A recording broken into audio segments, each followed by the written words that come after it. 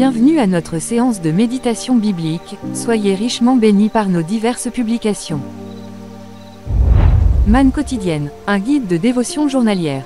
Il est vraiment ressuscité. Texte, Luc 24 versets 27 à 36. Verset clé, et disant, le Seigneur est réellement ressuscité, et il est apparu à Simon.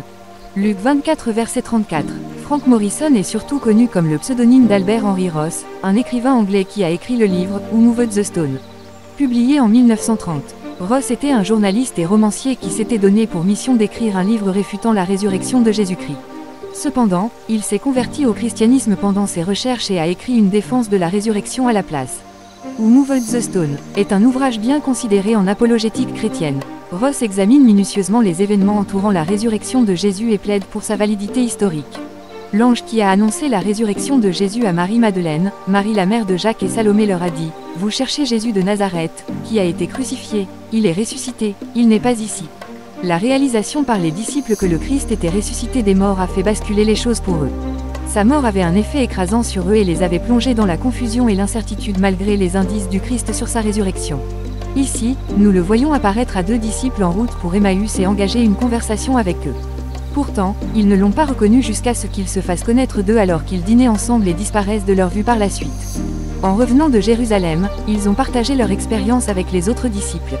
Le Christ leur a donné la confirmation la plus complète en apparaissant à nouveau à eux. Astérisque dans son ministère terrestre, le Christ a prouvé sa divinité de nombreuses manières, mais sa résurrection du tombeau 3 jours après sa crucifixion a tout consolidé. Cela a consolidé l'accomplissement de sa mission pour racheter l'humanité de l'esclavage du péché. Cela le distingue de tous les exposants religieux, authentifie la foi des croyants, garantit la résurrection triomphante des croyants et donne un élan à la prédication de l'Évangile.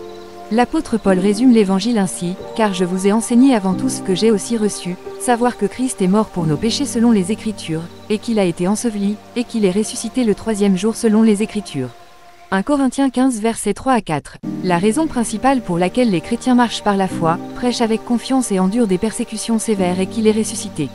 Ainsi, la Bible déclare, « Et si Christ n'est pas ressuscité, notre prédication est vaine, et votre foi est aussi vaine. » 1 Corinthiens 15 verset 14. Pensée du jour, le tombeau vide du Christ fait taire chaque argument contre sa résurrection. La Bible en une année. Jean chapitre 1 à 3.